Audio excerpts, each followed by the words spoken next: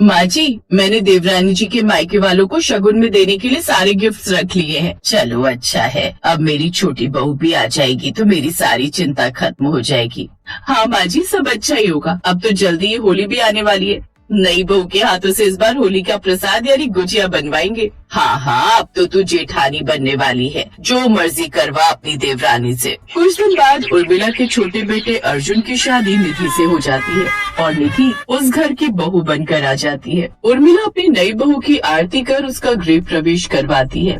बस अब मेरी छोटी बहू भी आ गई, तो अब मैं सारी तरह से गृहस्थी से मुक्त हो जाऊंगी। अब तुम दोनों बहुएं एक दूसरे के साथ अच्छे से रहना और इस घर को संभालना। इसके बाद निधि अपने कमरे में चली जाती है। निधि की सास उर्मिला का ससुराल में ऐसा ही रौब था। जेठानी भी कुछ कम नहीं थी। निधि नई थी, इसलिए उसकी जेठानी भी उस पर रौब रखती थी। निधि की शादी के कुछ दिन बाद ही होली का त्योहार आने वाला था। मेरा परिवार के यहाँ एक रिवाज था कि जब भी परिवार में कोई नई बहू आती तो वो ही होली के लिए गुजिया बनाकर तैयार करती। यही बात बताने के लिए उर्मिला ने अपनी नई बहू निधि को अपने पास बुलाया। निधि बहू, इस बार होली पर चढ़ाने के लिए गुजिया तुम्हें ही बनानी है। वो क्या है ना, हमारे यहाँ का रिवाज है कि होली पर नई बहू ही सबके लिए गुजिया बनाती है। ये सुनते ही निधि के होश उड़ गए, क्योंकि उसने आज से पहले कभी गुजिया नहीं बनाई थी और न ही उसे उसकी रेसिपी पता थी। क्या माँ जी, गुजिया? हाँ क्यों, क्या हुआ? माँ जी, मैंने आज तक कभी गुजिया बनाई ही नहीं। हाँ, नहीं बनाई तो अब बनानी पड़ेगी, क्योंकि नियम के अनुसार इसमें कोई तुम्हारी मदद नहीं कर सकता। तुम्हें खुद ही सारी मेहनत करनी होगी और खुद ही सबके लिए गुजिया बनानी होगी। ये बात सुनकर निधि तो परेशान हो जाती है और इसी चिंता में उसे रात भर नींद भी नहीं आती। वो तो बस यहाँ से वहाँ कमरे में घूम रही थी। निधि को ऐसा घूमते देख उसका पति अर्जुन बोला, निधि, माना कि तुम्हें मेंटेन रहना पसंद है, लेकिन अब ऐसा भी क्या मेंटेन रहना कि तुम आधी रात को भी यो कमरे में वॉक करती फिरो। अर्जुन, मैं वॉक नहीं कर रही बल्कि टेंशन में हो। मेरे होते हुए मेरी वाइफ टेंशन में? बताओ क्या प्रॉब्लम है, अभी दूर कर देता हूँ। तुम जानते हो ना होली का त्योहार आने वाला है। ओह, अब समझा, तुम्हें पिचकारी और रंग चाहिए। कोई बात नहीं, मैं कल ऑफिस से जल्दी आ जाऊंगा, फिर साथ में शॉपिंग पर चलेंगे, ठीक है? अरे वो बात नहीं है, माँ जी ने कहा है कि होली पर नई बहू को गुजिया बनानी होती है। अब बताओ मैं कैसे बनाऊंगी? मैंने तो कभी गुजिया बनाई ही नहीं और ऊपर से नियम के अनुसार कोई मेरी मदद भी नहीं कर सकता। ओफो, बस इतनी सी बात, तुम फोन में देखकर गुजिया बना लेना। ये भी ठीक है, खैर तुम अब सो जाओ। अब अर्जुन सो जाता है, लेकिन निधि को तो बड़ी मुश्किल से नींद आ रही थी।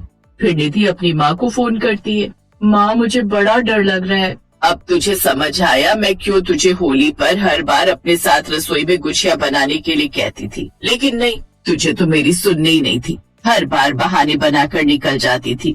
माँ, लेक्चर देना बंद करो और ये बताओ मैं करूँ क्या? अच्छा सुन, मैं तुझे रेसिपी बताते जाऊंगी और तू वैसे वैसे गुजिया बना लेना और माता रानी पर भरोसा रख। तू उनसे प्रार्थना कर, वो तेरी सहायता जरूर करेंगी। मेरी बेटी अच्छे से गुजिया बना लेगी। अच्छा ठीक है माँ। अपनी माँ से बात करने के बाद निधि को थोड़ी हिम्मत मिलती है। वो माता रानी से प्रार्थना करती है, हे माता रानी, अब तो तू ही मेरी मदद करना।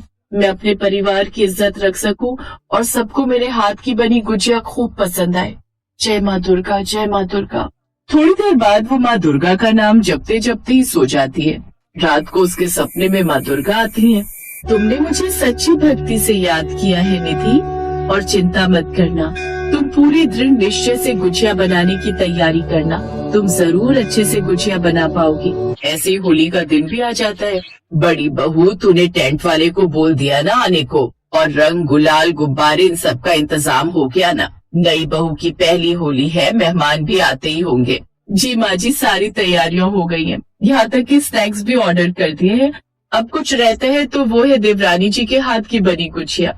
हाँ हाँ, वो भी बनाकर तैयार कर लेगी। क्यों छोटी बहू, ठीक कह रही हूँ ना मैं?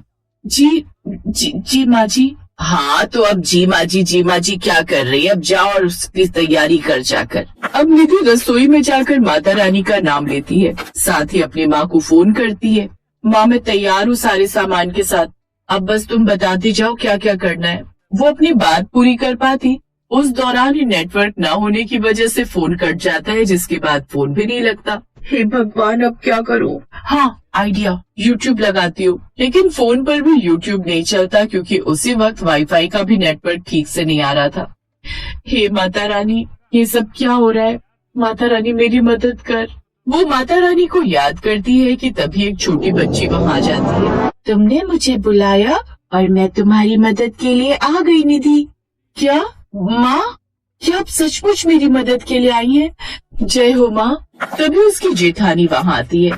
जल्दी करो निधि, माँ जी कह रही है जल्दी गुजिया बनाओ, फिर भगवान जी को भोग भी लगाना है। जी भाभी। जेठानी वहाँ से चली जाती है। कमाल है, भाभी ने आपको देखा नहीं। वो इसलिए क्योंकि मुझे तुम्हारे अलावा और कोई नहीं देख सकता। अब तुम गुजिया बनाने की तैयारी करो, मैं तुम्हारा मार्गदर्शन करूंगी। अब माता रानी उसे विधि बताती गई और वो वैसे वैसे गुजिया बनाती गई। गुजियों की महक बाहर तक फैल गई। कुछ ही देर में गुजिया बनकर तैयार हो गई। आपका बहुत बहुत शुक्रिया माता रानी, आपके कारण मैं इतनी अच्छी गुजिया बना पाई।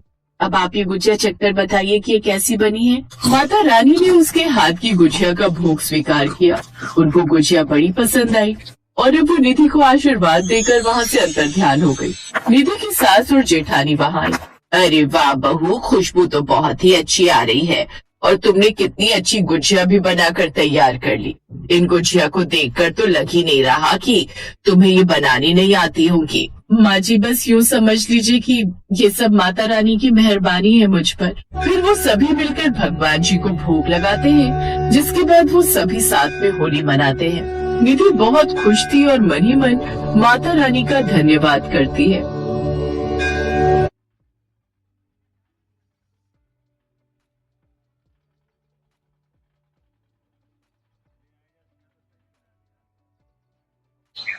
हरिया, बस कर बेटा, सुबह से काम कर रहा है, आजा रोटी खा ले। हाँ माँ, तुम चलो, बस ये कढ़ाई तैयार होने ही वाली है। ठीक है, जल्दी कर। कमला और उसका बेटा हरिया एक छोटे से गांव में रहते थे। हरिया के पिता एक लोहार थे और हरिया ने उन्हीं से लोहार का काम सीखा था। लेकिन एक दिन एक हादसे में उनकी मौत हो गई। हरिया शुरू से ही बहुत समझदार था। उसने जल्दी ही काम शुरू कर दिया और पैसे कमाने लगा। वो लोहे के बर्तन बनाकर बेचने लगा और इस तरह घर चलाने की जिम्मेदारी उठाने लगा। अरे वाह, आलू मटर की सब्जी, बढ़िया, आज तो पेट भर कर खाऊंगा। हाँ हाँ, जितना चाहे उतना खा। अच्छा सुन, अब तू बड़ा हो गया है रे, कब तक मुझसे घर के सारे काम कराएगा? अरे कैसी बात कर दी माँ, कल से तुम कुछ मत करना, सारा काम मैं करूंगा।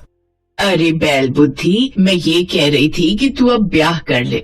ना ना, मैं ब्याह नहीं करने वाला।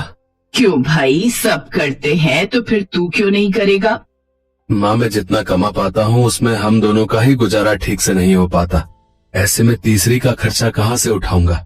और दूसरी बात, कल को वो आकर तुमसे लड़ने लगी तो मुझसे तो बर्दाश्त नहीं होगा माँ। अरे पगले, सारी लड़कियां एक जैसी नहीं होती और वैसे भी घर में लक्ष्मी आ जाएगी तो अपने भाग्य का खाएगी, समझा? कुछ भी कहो पर मैं ब्याह नहीं करूंगा माँ। हरिया अपनी माँ कमला की बात मानने को तैयार ही नहीं था। उसने आराम से खाना खाया और फिर साइकिल पर ढेर सारी लोहे की कढ़ाइयाँ रखकर उन्हें बेचने चल पड़ा। दिन भर में मुश्किल से वो 2-3 कढ़ाइयाँ ही बेच पाता था, जिससे उसे 200-250 रुपए मिल जाते थे। बस यही उसकी रोजी थी। और फिर उसी शाम, अरे माँ, ये आलू टमाटर की सब्जी अभी भी रखी है, तुमने खाना नहीं खाया क्या? खाया तो था पर सब्जी थोड़ी ज्यादा बन गई थी। वो छोड़, ये बता तूने क्या सोचा फिर शादी के बारे में? क्या माँ, फिर वही बात, कुछ और बात करो ना। अच्छा, मतलब तू चाहता है कि मैं बिना पोते पोती का मुंह देखे इस स्वर्ग से धार जाऊं? इसे मेरी इच्छा मान चाहे जिद, ब्याह तो तुझे करना ही पड़ेगा। ठीक है, पर एक शर्त पर करूंगा मैं ब्याह। हाँ बोलना। कल फिर से आलू टमाटर की सब्जी बनाओगी? हरिया की बात सुनकर कमला हंसने लगी। हरिया जितना मेहनती और ईमानदार था उतना ही भोला भी था। अब कमला पर जिम्मेदारी थी कि वो हरिया के लिए उसके जैसी ही मेहनती और भोली भाली लड़की ढूंढ कर लाए। और अगले दिन से ही कमला इस काम में लग गई। और फिर एक दिन बगल के एक गांव में उसे एक ऐसी लड़की मिल ही गई। कमला उसके घर हरिया के लिए रिश्ता लेकर गई। वहां पहुंचते ही उसने देखा कि वहां भी एक आदमी हरिया की तरह कढ़ाइयाँ बना रहा था। और फिर दीनानाथ जी नमस्कार। नमस्कार बहन जी। मैंने आपको पहचाना नहीं। मैं कमला रामकिशन की जोरू चंबलिया गांव से आई हूँ। अच्छा अच्छा, आओ बहन जी आओ। मैं और रामकिशन शहर में कई दिन साथ रहे थे, फिर मुझे पता चला कि वो शांत हो गया है। वो सब छोड़िए, आप कैसी हैं और आपका बेटा? इसके बाद कमला ने दीनानाथ से उसकी बेटी लक्ष्मी का हाथ अपने हरिया के लिए मांग लिया। दीनानाथ अपनी बेटी से बहुत प्यार करते थे। उन्होंने हरिया से मुलाकात की तो उन्हें भी हरिया बहुत पसंद आया और फिर कुछ ही दिनों के बाद हरिया और लक्ष्मी की शादी हो गई। आहा, अब मेरी सारी मन्नतें पूरी हो गई। मेरे घर लक्ष्मी आ गई। पर माँ जी, मेरा सिर्फ नाम ही लक्ष्मी है। मेरे बाबा बहुत गरीब हैं। हाँ तो हमारे पास कौन सा ताजमहल है। तू हमारी लक्ष्मी है और हमेशा हमारी लक्ष्मी ही रहेगी। लक्ष्मी वाकई बहुत समझदार और मेहनती थी। उसने जल्द ही घर का सारा काम संभाल लिया। ये देखकर हरिया को बड़ा सुकून मिलता था। फिर एक दिन, माँ जी, मैंने कभी आपको कुछ मीठा बनाते नहीं देखा। हाँ, ये बात तो तुमने ठीक कही। चलो एक काम करो, जाओ आज तुम सबके लिए सेवई बनाओ। ठीक है? ठीक है माँ जी। लक्ष्मी फौरन बाजार से दूध खरीद कर ले आई और उसे लोहे की कढ़ाई पर गर्म करने लगी। लेकिन थोड़ी ही देर में सारा दूध फट गया क्योंकि दुकानदार ने उसे पुराना दूध दे दिया था। लक्ष्मी को बड़ा बुरा लगा, लेकिन फिर वो कुछ सोचने लगी। ये क्या हो गया? कितना महंगा आया था दूध। अब मैं क्या करूं? कुछ तो करना ही पड़ेगा। इस फटे दूध का पनीर बना लेती हूँ और फिर खाने में पनीर की सब्जी। कमला ने उस फटे हुए दूध से पनीर बनाया। अरे वाह, देखने में तो बढ़िया लग रहा है। पता नहीं इनको और माँ जी को पसंद आएगा कि नहीं। उस दिन लक्ष्मी ने बहुत प्यार से और ध्यान से पनीर की सब्जी बनाई, वो भी बिल्कुल नए तरीके से और अपनी लोहे की कढ़ाई में। फिर शाम को जब हरिया काम पर से लौटा, आ गए आप, जल्दी से हाथ मुंह धो लीजिए, आज पनीर की सब्जी बनाई है। पनीर? क्या बनाया है? मटर पनीर या शाही पनीर? ना। तो फिर पनीर टिक्का या कढ़ाई पनीर? हाँ, कढ़ाई पनीर है, मगर पनीर टिक्का की तरह। जल्दी से खाकर बताइए ना कैसा बना है। ये कहते हुए लक्ष्मी ने लोहे की कढ़ाई में बना कढ़ाई पनीर हरिया और कमला के सामने परोसा। और जैसे ही कमला और हरिया ने पहला निवाला खाया तो वो दंग रह गए। उन्होंने आज तक ऐसा कुछ नहीं खाया था। वो भर भर कर लक्ष्मी की तारीफ करने लगे और तभी दरवाजे पर दस्तक हुई। लक्ष्मी के पिता दीनानाथ आए थे। लक्ष्मी ने उन्हें भी अपना कढ़ाई पनीर खिलाया। दीनानाथ भी इस नए तरीके का कढ़ाई पनीर खाकर बहुत खुश हुए। और फिर, पता है माँ जी, मैंने आज इस कढ़ाई पनीर को बनाने में बहुत मेहनत की। हाँ, वो दिख भी रहा है बहू, कमाल बनाया है तुमने। माँ जी, मैं क्या सोच रही थी, क्या मैं छोटा सा ढाबा खोलकर यही कढ़ाई पनीर बनाकर बेचूं? कैसा रहेगा? बेटी, इसमें कोई शक नहीं कि तुम्हारी सब्जी बहुत अच्छी है, पर ढाबा खोल सके उतने पैसे हमारे पास नहीं है। आप फिक्र न करें बहन जी, हम सब मिलकर लक्ष्मी की इच्छा पूरी करेंगे। आप लोगों ने मेरी लक्ष्मी को बहुत प्यार दिया है, तो उसे भी एक मौका मिलना चाहिए अपने परिवार के लिए कुछ करने का। 1 महीने के अंदर ही दोनों परिवारों ने मिलकर एक छोटा सा ढाबा खोल लिया, जहां लक्ष्मी अपना खास लोहे की कढ़ाई और भट्टी में भुना कढ़ाई पनीर बनाकर बेचने लगी। पहले ही महीने लक्ष्मी ने पूरे 20,000 रुपए कमाए और फिर बीतते वक्त के साथ लक्ष्मी के बनाए पनीर को खाने वाले भी बढ़ते गए और उसकी तरक्की भी। और इस तरह लक्ष्मी ने वाकई अपने परिवार के भाग्य खोल दिए।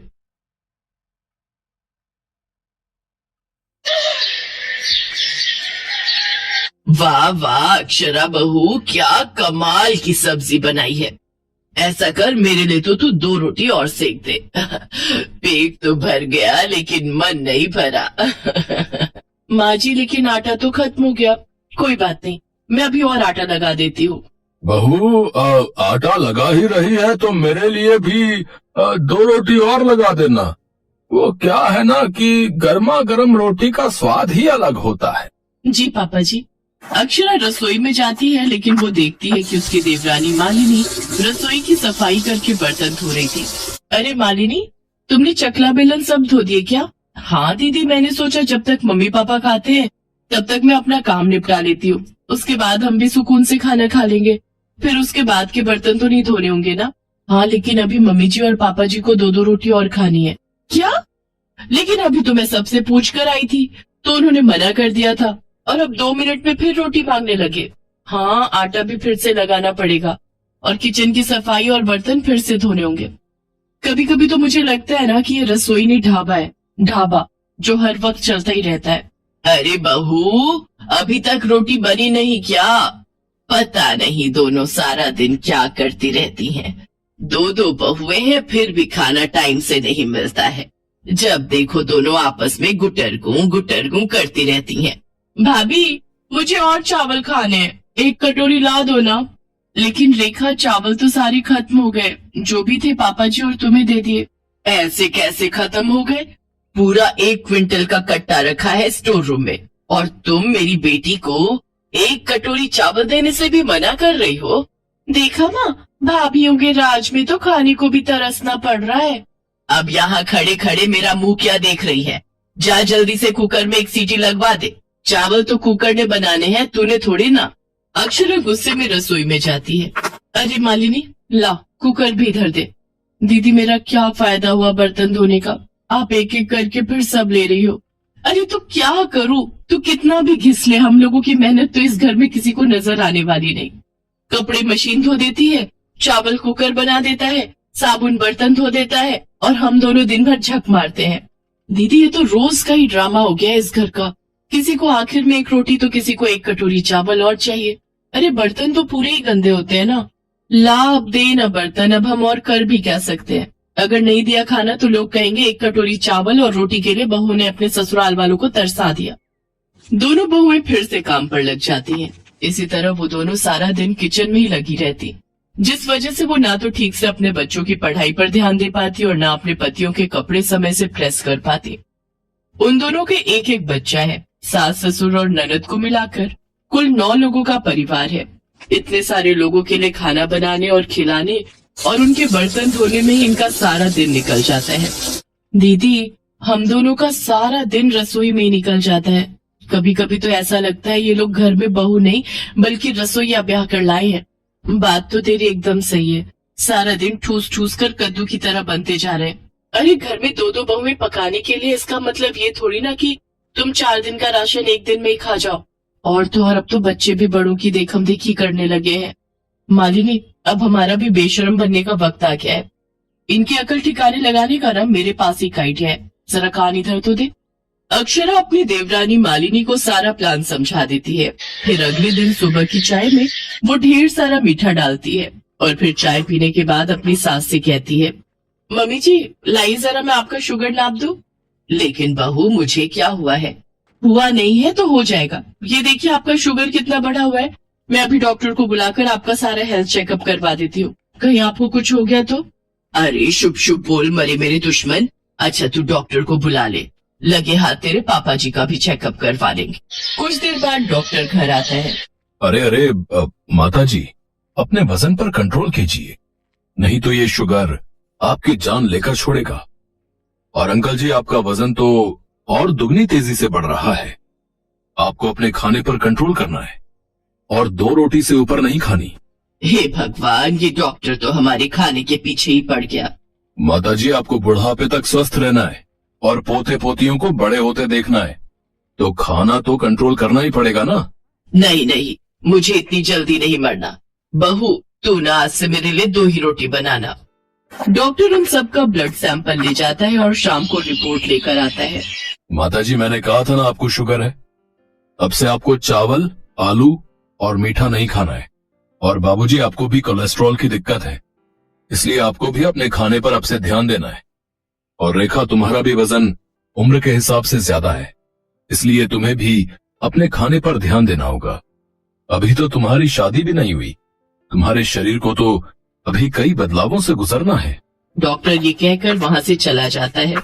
शाम को सब खाने की टेबल पर बैठते हैं तो रेखा कहती है, भाभी 2 चम्मच चावल लाना तो। ये लो रेखा, 2 चम्मच चावल। आप तो सच में 2 चम्मच लाई हो। हाँ तो इस घर की बहू हूँ, सबका ध्यान रखना मेरी जिम्मेदारी है। बहू, मुझे बस आधी रोटी और देना। नहीं सासू माँ, डॉक्टर ने आपको 2 रोटी से ज्यादा खाने के लिए मना किया है और आपने ही तो कहा था कि अब से 2 ही खाऊंगी, इसलिए आपकी और रोटी नहीं बनाई। और अब हमने सबका खाना हिसाब से बनाने के बाद किचन बंद कर दिया है। आज सब आधा आधा पेट खाना खाकर चुपचाप अपने अपने कमरों में चले गए। तो वहीं दोनों बहुओं ने भी आज पहली बार समय पर खाना खाया और फिर अपने कमरों में चली गई। अक्षरा की इस आइडिया से सबकी आदत और सेहत में काफी सुधार आ गया था। सास ससुर और रेखा वॉक पर जाते, अपनी डाइट पर कंट्रोल करते और खुद के खाने पर ध्यान देते। अक्षरा के उस आइडिया में डॉक्टर भी शामिल था। दरअसल वो डॉक्टर और उसकी वो रिपोर्ट दोनों ही झूठी थी। वैसे तो कहते हैं कि झूठ बोलना पाप है, लेकिन अगर उस झूठ से किसी का भला हो तो उसमें कोई बुराई भी नहीं है।